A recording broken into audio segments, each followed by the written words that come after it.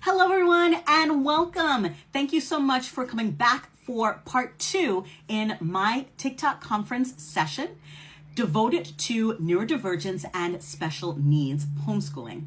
My topic is improving vocabulary development with deaf and hard of hearing kids. If you haven't seen part 1, please go back, take a look at part 1 where I talk about the importance of vocabulary development with deaf and hard of hearing kids. Now, I want to continue my session by sharing with you some tools and resources that you can incorporate into your lessons with your kids. And I'm also going to be sharing with you some practical tips that you can start using with your kids right away. Now, I want to talk about tools that can really support this process of vocabulary development, especially for homeschooling families. One of the resources that are available are these spelling and vocabulary practice workbooks. They're designed to help kids not only learn new words, but also to understand them deeply. They start at kindergarten and go to 8th grade.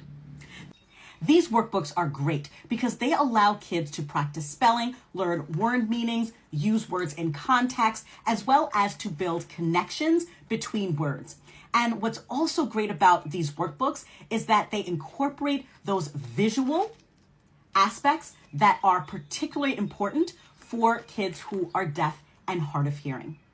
For deaf and hard of hearing learners, these structured activities are extremely helpful because they provide repetition, visual structure, as well as opportunities for application.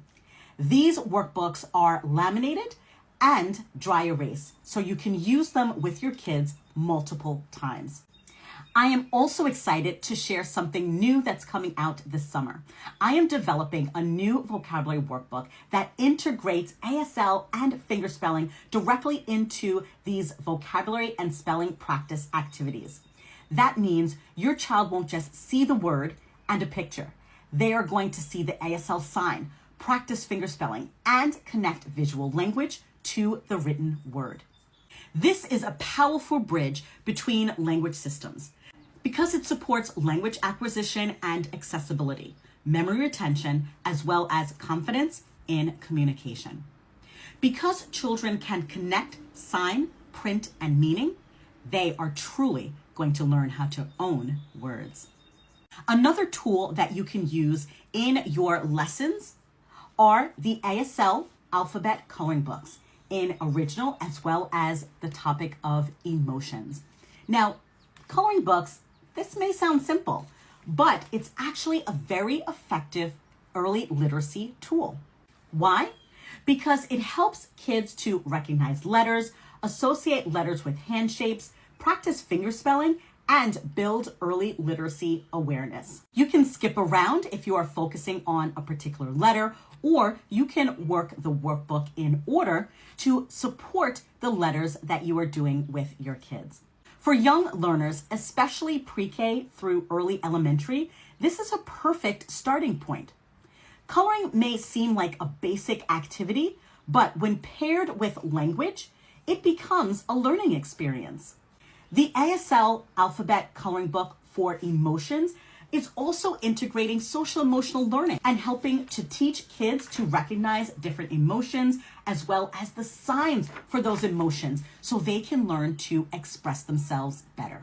Parents can use this resource and extend the learning by signing each letter, practicing fingerspelling of the simple vocabulary words that accompany each letter, as well as asking their kids to identify objects in the environment that begin with that particular letter.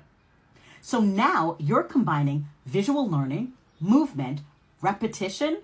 Wow, that equals some strong vocabulary development. Before I wrap up, I want to leave you with a few practical tips that you can start right away. 1, teach fewer words, but go deeper. It's quality over quantity. That's the key. Depending on your child's age or ability level, this may mean that you are introducing 2 to 3 words at a time, or maybe 4 to 5 words at a time. 2, always pair words with visuals and signs. You want to make language accessible. So remember, if you are working on the word apple, you want to show them the word, the sign, fingerspell it, and of course, use it in a sentence and in a context of a story. 3, you want to encourage expressive use. Have your kids practice signing, spelling, and of course, writing the word. 4, build vocabulary in everyday routines. Learning doesn't only happen during lesson time, and we know that.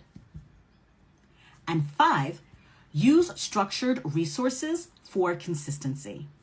The different resources that I have available in my TikTok shop are workbooks that you can use and integrate it into your lessons with your kids. You can also use other guided activities that are going to provide repetition and support. At the end of the day, vocabulary is not just about words. It's about giving your child the tools to communicate, connect, and succeed.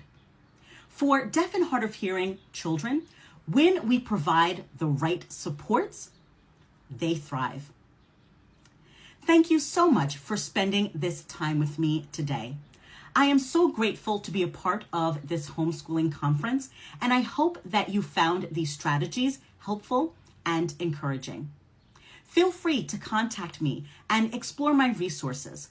I am here to support you and your child's literacy journey. And don't forget, please hit that follow button and follow me. Thank you so much.